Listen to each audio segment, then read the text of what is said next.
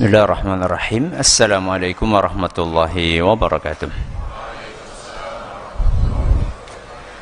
Alhamdulillahi rabbil alamin. Wabihi nasta'inu ala umri dunya waddin. Wa sallallahu ala nabiyyina wa sayyidina Muhammadin wa ala alihi wa sahbihi ajma'in, amma ba'd. Kita panjatkan puja dan puji syukur kehadirat Allah Subhanahu wa taala. Pada kesempatan malam yang berbahagia kali ini, kita kembali diberi kekuatan, kesehatan, hidayah serta taufik dari Allah Jalla wa Ala, sehingga kita bisa kembali menghadiri pengajian Asmaul Husna di Masjid Manarul Ilmi di Komplek Pondok Pesantren Tunas Ilmu di Desa Kedung Wuluh, Purbalingga ini. Kita berharap semoga Allah Subhanahu wa taala berkenan untuk melimpahkan kepada kita semuanya ilmu yang bermanfaat, sehingga bisa kita amalkan sebagai bekal untuk menghadap kepada Allah Jalla wa Ala. Allahumma amin. Salawat dan salam semoga senantiasa tercurahkan kepada junjungan kita Nabi Agung Muhammad sallallahu alaihi wasallam, kepada keluarganya, sahabatnya, dan umatnya yang setia mengikuti tuntunannya hingga di akhir nanti. Para hadirin dan hadirat sekalian yang kami hormati, serta para pendengar dan juga pemirsa yang mudah-mudahan senantiasa dirahmati oleh Allah Azza wa Jalla.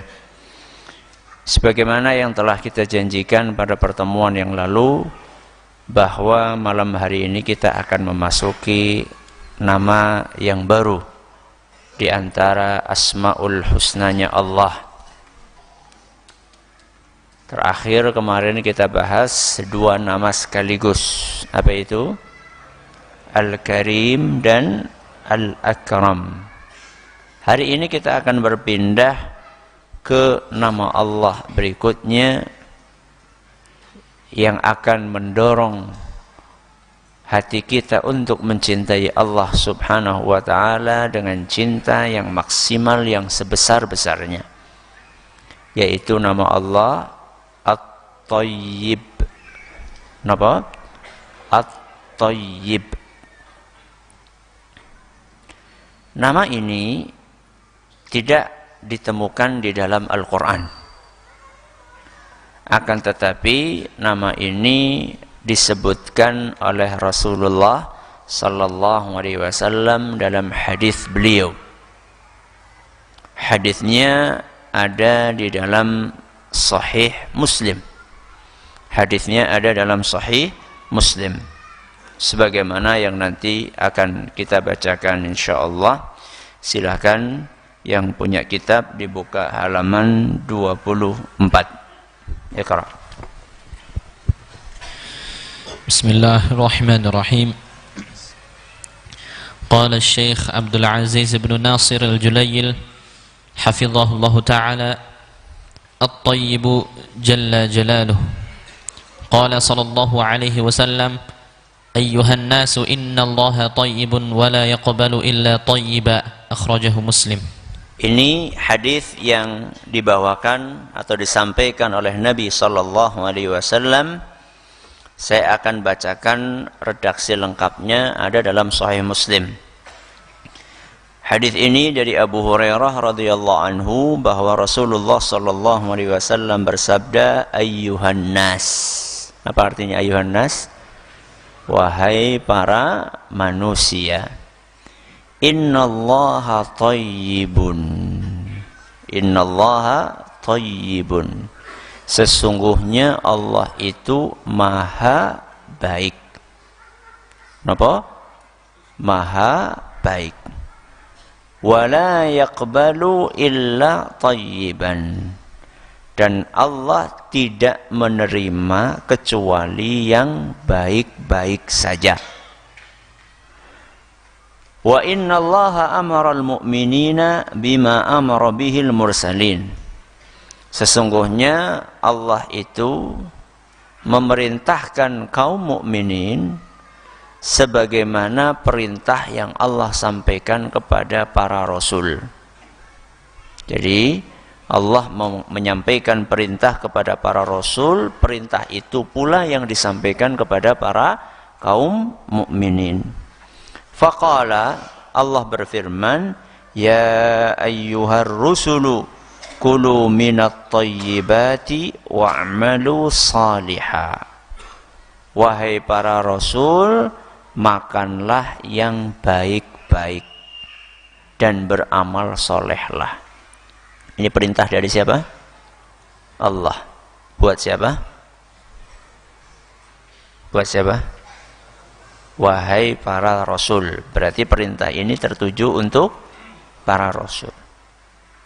Makanlah yang baik-baik dan beramal solehlah. Panjenengan rasul atau bukan? Panjenengan rasul atau bukan? Bukan. Berarti makannya bebas.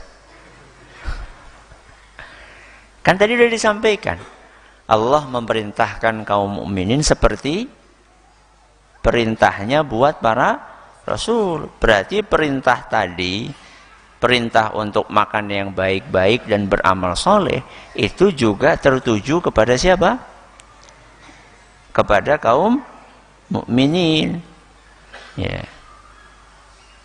Berarti perintah tadi, makanlah yang baik-baik, beramal solehlah, itu perintah Allah buat para rasul sekaligus buat kaum mukminin. Inni bima ta'maluna alim, sesungguhnya aku mengetahui apa yang kalian kerjakan. Al-Quran surat Al-Mu'minun ayat 51. Wa qala, Allah juga berfirman, ya ayyuhalladzina amanu, wahai orang-orang yang beriman, kulu min thayyibati ma razaqnakum. Wahai orang-orang yang beriman, makanlah yang baik-baik dari rizki yang aku berikan kepada kalian. Kalau ini berlaku buat kita semua dan juga para rasul. Disuruh makan yang baik-baik. Ya. Kalau haram baik atau tidak? Ya pasti tidak baik. Nek haram larang? Haram larang. Baik atau tidak? Apa maning? Wong anu mlebu neraka kok bayare larang temen. Ya, jangan nek murah. Ya tetap kalau haram ya tetap tidak baik. Ya. Al-Baqarah ayat 172. Tsumma dzakara ar-rajula yutilus safar Ash'atha aghbara yamuddu yadayhi ila sama. Kemudian diceritakan ada seorang yang sedang melakukan perjalanan jauh. Karena jauhnya perjalanan tersebut, akhirnya rambutnya kusut, tubuhnya berdebu. Saking napa nih? Saking jauhnya perjalanan dia. Yamuddu yadayhi ila sama. Dia angkat kedua tangannya ke langit. Sambil berkata, ya Rabbi, ya Rabbi. Itu artinya dia sedang apa? Berdoa.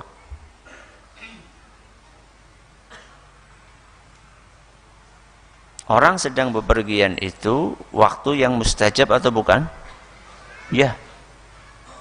Jadi kalau jenengan sedang bepergian, itu waktu yang mustajab untuk berdoa. Maka jangan habiskan waktu di jalan hanya untuk tidur. Ya masih mending tidur daripada jelalatan. Tapi lebih mending lagi apa? Berdoa. Makanya kalau kita melakukan perjalanan jauh, panjang, lama, jangan banyak menggerutu.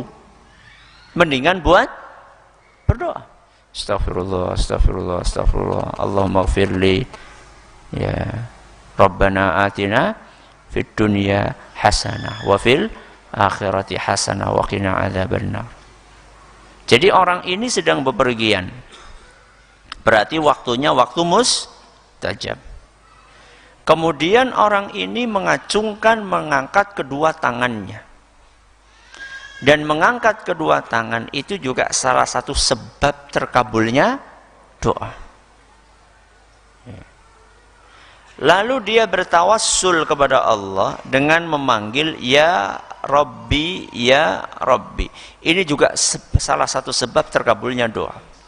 Berarti dia punya berapa keistimewaan? 3 sekaligus. Dia sedang bepergian. Orang bepergian itu doanya mustajab. Dia mengangkat kedua tangan. Orang yang mengangkat kedua tangan doanya mustajab. Dia awali doanya dengan tawassul, dengan menyebut salah satu nama Allah yaitu Rabb. Ya Rabbi, ya Rabbi. 3 kondisi dia yang seharusnya doanya mustajab. Tapi apa kelanjutannya? Wa mat'amuhu haram. Sayangnya orang ini makanannya haram. Makanannya haram. Makanan haram itu baik atau tidak? Tidak. Wa mashrabuhu haram. Minumannya juga haram. Berarti orang ini mabuk terus ya? Ya enggak mesti. Minuman haram itu enggak mesti khamr. Wedang kopi bisa haram enggak? Hah? Wedang kopi? Priwe gue. Nyolong, betul. Kan wedang kopinya tanggane dicolong. Ya.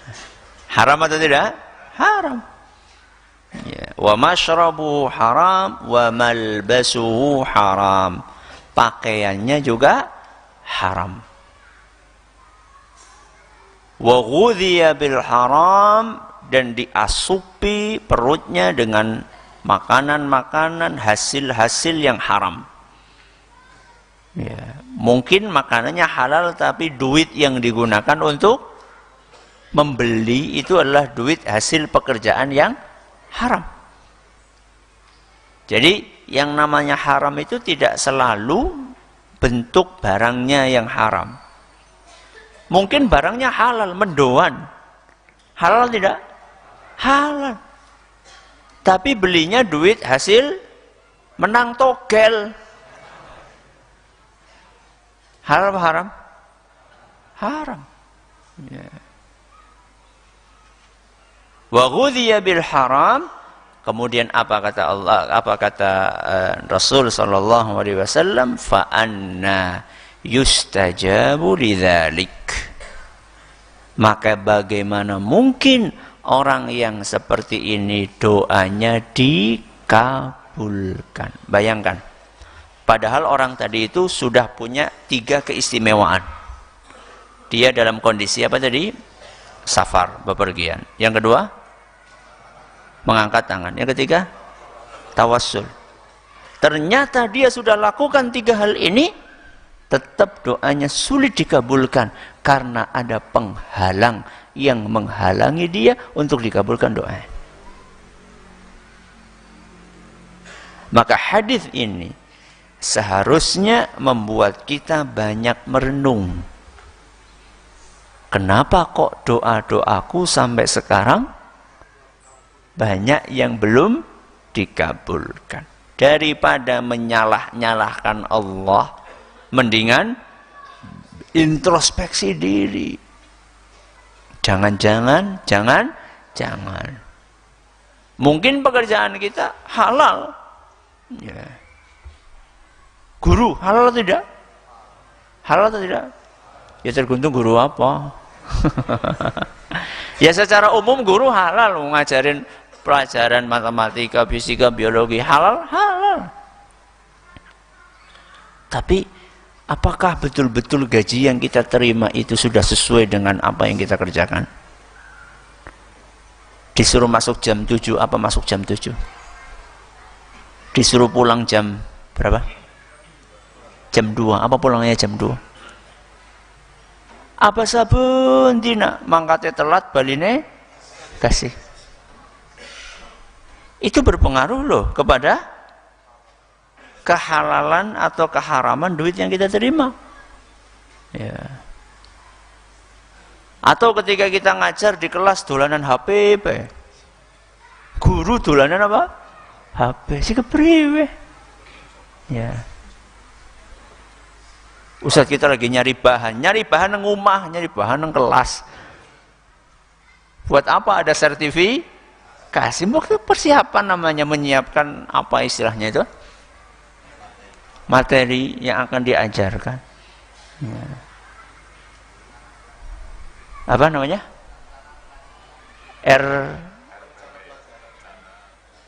RPP ya? Apa RKP? Ya, pokoknya rencana untuk pokoknya caranya nyiapakan materi gitu, gampangannya kayak gitu. Itu di rumah, bukan di kelas nembe buka golet, santrinya siswane pada pelayon nganang, ngana pelayon disit. Ya enggak semuanya guru seperti itu, betul? Enggak semua. Ya cuman ya agak banyak gitu. Ya. Baik, ini jadi nama Allah At-Thayyib itu ada dalam hadis sahih riwayat Muslim. Sesungguhnya Allah itu At-Thayyib, Allah itu maha baik.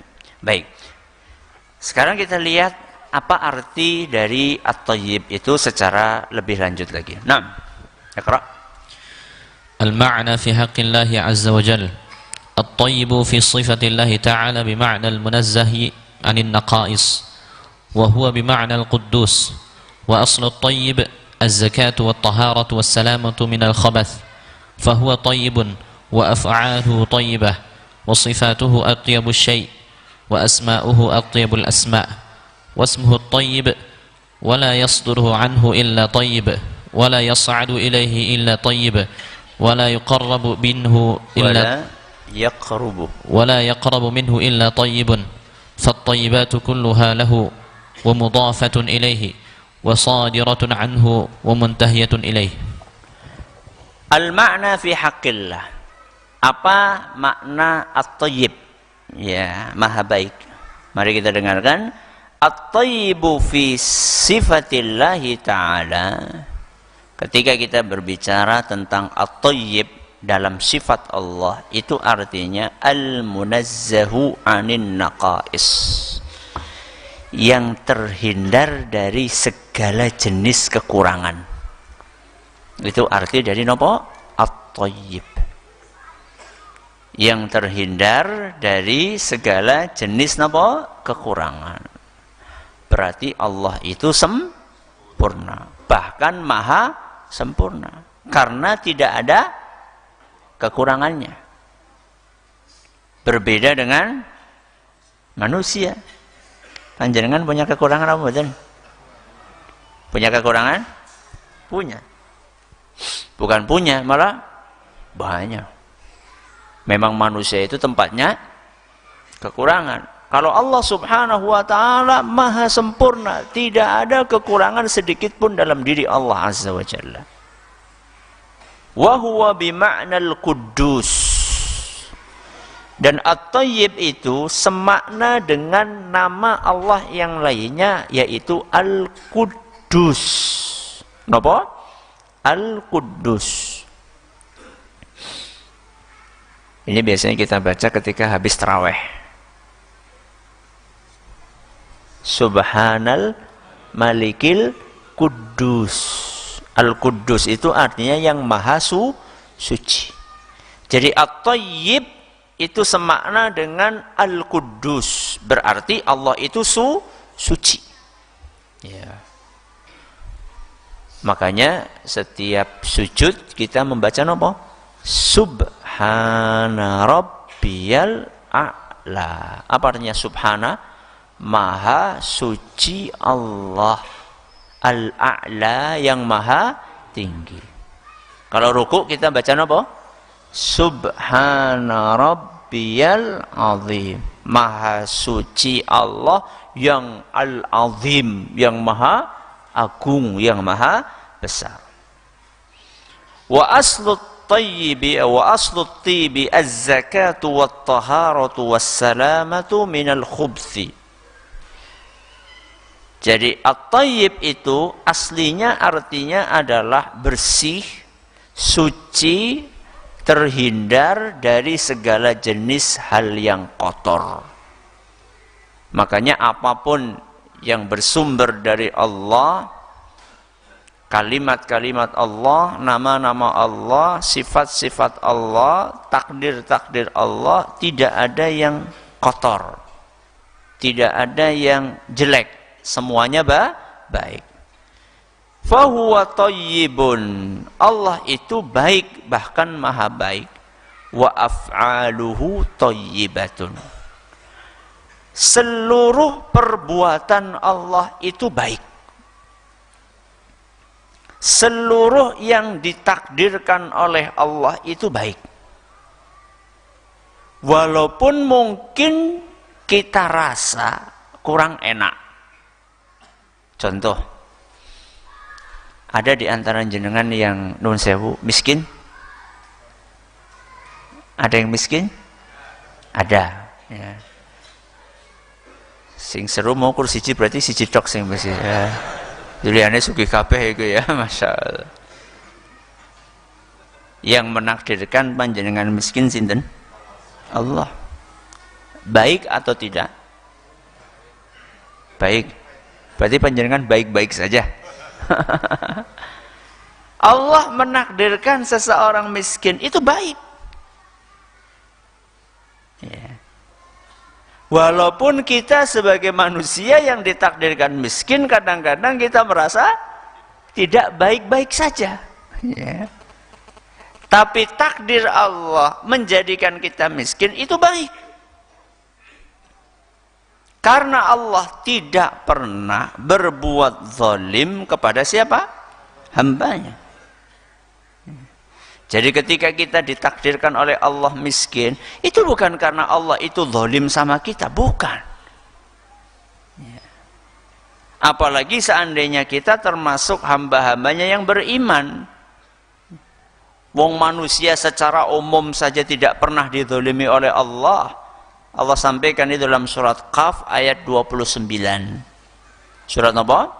Qaf ayat 29. Wa ma ana bidzallamin lil abid.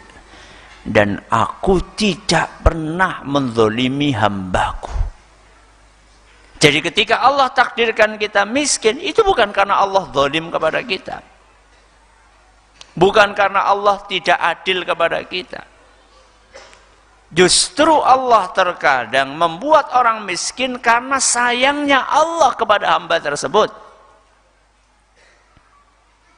Sebab ada sebagian manusia yang memang oleh Allah diketahui orang ini cocoknya jadi miskin. Cocok di sini itu nggak mesti dari sisi nopo, raut muka, penampilan. Ya. Kapan itu saya ketemu atau ada salah seorang jamaah pengajian yang cerita ke saya. Dia jadi arsiteknya salah satu orang terkaya di Indonesia. Menjadi arsitek salah satu orang terkaya di Indonesia. Katanya cerita, orangnya ya Allah, kelambinya orang mitayani. Mungkin lebih bagus baju kita katanya. Jadi kaya dan miskin itu bukan dilihat dari nopo nih penampilannya. Ada orang miskin, masya Allah gayane kayak wong sugih. Padahal anu motor nyili. Ya. Wonten mboten? Banyak. Ya. Jadi orang miskin atau tidak, layak miskin atau tidak, itu bukan dilihat dari penampilannya, tapi Allah tahu hambaku ini, kalau seandainya aku jadikan kaya, ini malah berbahaya. Dia bisa lupa daratan. Ya.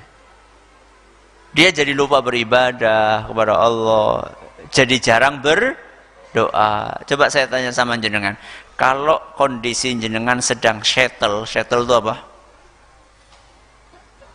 Nyaman, duit akeh, bojo manut, bocah manut, kendaraan ada lengkap. Kira-kira jenengan masih, ya Allah berilah saya rezeki, ya Allah berilah. Asik gue apa ora? Ngaku. Apa ora tahu kondisi seperti itu? Saya yakin banyak di antara kita kalau kondisinya sedang stabil, ekonominya sedang nopo? Sedang baik. Saya yakin banyak di antara kita terus jadi nggak berdoa, ya Allah berilah rezeki. Kapan kita berdoa merintih memohon, ya Allah berilah rezeki, ya Allah nanti kapan? Saking orang duwe nih gitu. Betul atau tidak? Dan di balik Allah menakdirkan rezeki yang seret itu ternyata ada kebaikan. Apa kebaikannya? Kita jadi berdoa kepada Allah. Dan doa kita yang kita panjatkan kepada Allah itu adalah ibadah. Dikabulkan atau tidak dikabulkan. Dan ibadah itu akan menghasilkan pahala. Dan pahala tersebut bisa kita manfaatkan selama-lamanya. Berbeda dengan duit yang Allah berikan kepada kita. Sebanyak apapun duit yang Allah berikan kepada kita, habis atau tidak? Habis. Panjenengan pertama kali kerja gaji 300.000, habis? Habis. Naik jadi 500.000, habis? Habis. 1 juta? 2 juta? Sertifikasi jadi 5 juta? Entong. Habis. Ya. Yang tidak habis apa? Pahala. Ya. Ma indakum yanfad wa ma indallahi baq. Apa yang ada di tangan kalian itu habis. Terus yang tidak habis apa? Yang ada di sisi Allah Azza wa Jalla. Itu yang akan abadi, kekal. Sehingga apapun yang Allah perbuat untuk kita, af'aluhu, apapun yang Allah takdirkan untuk kita, apalagi orang-orang yang beriman, kulluha tayyib, semuanya baik. Kemudian wasifatuhu atyabu syai', dan sifat-sifat Allah itu adalah sifat-sifat yang terbaik. Makanya Allah itu tidak punya sifat yang jelek. Seluruh sifat Allah baik.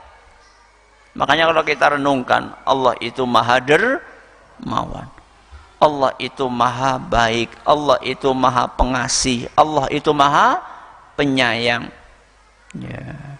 Allah itu maha adil, ya. Seluruh sifat-sifat Allah itu baik, tidak ada secuil pun sifat Allah yang jelek. Lagi-lagi berbeda dengan manusia.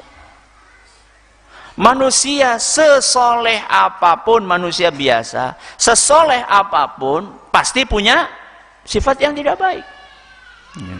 Ada orang yang Masya Allah dermawan sekali, baik atau tidak? Baik. Mungkin nggak dia punya sifat yang tidak baik? Sangat mungkin. Nopo? Contohnya nopo? Dermawan banget tapi punya sifat jelek. Contohnya suka memamerkan, mengungkit-ungkit, ya. Ki sedesa ki nyong lho sing biayai, apa orang ngerti kok, ya. Dermawan, orangnya dermawan. Setiap ada orang butuh datang ke dia, kasih, butuh kasih. Tapi dia punya kekurangan. Kekurangannya adalah ketika dia memberi, kemudian dia cerita-cerita ke sana kemari, ya. Kemudian ada orang yang pernah dibantu, dia ungkit-ungkit, kok bisa kayak gini, nyong sing bantu, apa kelalen, ya. Itu kan mengungkit-ungkit, ya. Jadi kalau manusia punya sifat-sifat yang baik, pasti di situ terselip sifat yang tidak baik. Tapi kalau Allah Subhanahu wa taala semuanya baik. Jadi jenengan jangan kaget kalau ada ustadz itu punya sifat yang tidak baik. Namanya juga manusia. Jadi jangan jenengan ekspektasinya terlalu tinggi gitu loh. Ya. Harapannya itu terlalu tinggi, muluk-muluk. Wah, ustadz nggak ada celahnya, ada banyak. Ya. Cuman raketon bae. Ya. Cuman jenengan kan ngelihat ustadz duduk di kursi di depan, nggak tahu bagaimana ketika dengan keluarga, bagaimana ketika sedang di luar, kan nggak tahu. Sehingga jangan terlalu tinggi harapannya. Ya memang harusnya ustadz itu jadi nomor. Jadi panutan, ya sebaiknya jadi teladan. Tapi ya ustadz juga manusia, pasti punya kekurangan. Ya, cuman tinggal panjenengan banding-bandingkan saja antara sifat yang baik yang ada dalam diri ustadz dengan sifat yang jelek, mana yang lebih dominan. Kalau lebih dominan yang baik ya seharusnya yang jelek-jelek itu ya diapakan? Ya dimaafkan. Ya, sebagaimana ustadz punya kekurangan, santri juga punya kekurangan, sama-sama punya kekurangan. Saling mentolerir dan saling menasehati. Wa asma'uhu atyabul asma'i. Dan nama-nama Allah itu adalah nama-nama yang terbaik. Maka bersyukurlah panjenengan kalau di dalam nama jenengan itu terkandung nama Allah. Ya, karena itu nama yang terbaik. Ya. Contohnya apa? Ya Rakutu Abdullah lah. Yang lain apa misalnya? Abdurrahman, Abdul Thayyib, parang nomboten? Parang nomboten? Parang. Abdu At-Thayyib. Ya, hambanya Allah yang maha baik. Apalagi coba? Abdul Karim. Ya, kemarin kan kita baru belajar Al-Karim. Abdul Karim. Makanya saya bingung loh. Kadang-kadang ada sebagian orang, Ustadz aku lo bingung arep jenengi anakku siapa. Subhanallah. Nama Allah banyak banget, tinggal ditambahi apa? Abdul, sudah selesai. Bingung-bingung golek jeneng, dawa banget jenenge. Ya, mikir, merenung nang kamar mandi apa ya jeneng. Nama Allah itu banyak sekali, tinggal tambahi Abdu sudah. Ya. Ngapain kita belajar Asmaul Husna tidak kita praktekkan, kita tidak pakai. Ya. Maka nama Allah adalah nama yang terbaik. Wasmuhu At-Tayyib. Salah satu nama Allah At-Tayyib. Wala yasduru anhu illa tayyibun. Dan tidak akan muncul dari Allah kecuali sesuatu yang baik. Makanya syariat yang Allah turunkan pasti apa? Baik. Nabi yang Allah utus pasti baik. Kitab suci yang Allah turunkan pasti baik. Apapun yang muncul dari Allah pasti baik. Ya. Syariat Allah yang terbaik. Kitab suci Allah yang terbaik. Nabi-nabi yang Allah utus, mereka lah manusia-manusia yang terbaik. Ya. Nanti kita akan jelaskan insyaallah pada pertemuan yang akan datang. Salah satu buah manis mengimani At-Thayyib adalah kita harus mencintai orang-orang yang baik yang Allah utus, yaitu para rasul. Wala yas'adu ilaihi illa tayyibun. Dan tidak akan diangkat kepada Allah Subhanahu wa taala kecuali yang baik-baik. Apa itu? Amal soleh. Makanya yang diangkat kepada Allah, yang dilaporkan kepada Allah, yang diterima sama Allah hanya yang baik-baik. Panjenengan sedekah, tapi sedekahnya hasil menang judi, diterima? Tidak. Dan ini tadi kita baca hadisnya, innallaha thayyibun la yaqbalu illa thayyiba. Sesungguhnya Allah itu maha baik, tidak menerima kecuali yang baik-baik. Jadi kalau panjenengan pasang nomor togel, ya, kemudian niatnya lah, ya, nek menang kan jadi bisa mangkat kaji. Haji itu ibadah. Napa mboten? Ibadah. Modalnya itu harus baik, harus thayyib. Jadi nggak bisa orang haji kemudian modalnya dari hasil judi, nggak bisa. Ya. Termasuk orang yang beriman itu, orang yang beriman kalau mau mengeluarkan sesuatu dari mulutnya harusnya yang baik. Ya. Makanya orang yang beriman itu diumpamakan oleh Nabi Shallallahu Alaihi Wasallam seperti apa? Bukan. Hah? Bukan. Seperti lebah. Lebah ini apa? Tawon. Tawon itu makannya baik, yang dikeluarkan baik. Makannya apa tawon? Bunga, sari bunga, buah-buahan. Ya. Pernah nggak jenengan lihat tawon itu nemplok di kotoran sapi gitu? Pernah? Apa? Ya. Bahkan mendoan pun nggak pernah, kayaknya. Ya, kayaknya loh ya. Ya, kecuali mendoannya manis ya. Jadi Nabi SAW mengumpamakan mukmin seperti tawon. Tawon itu tidak makan kecuali yang baik-baik, sehingga yang keluar dari tawon pun baik-baik. Ya. Nopo yang keluar? Madu.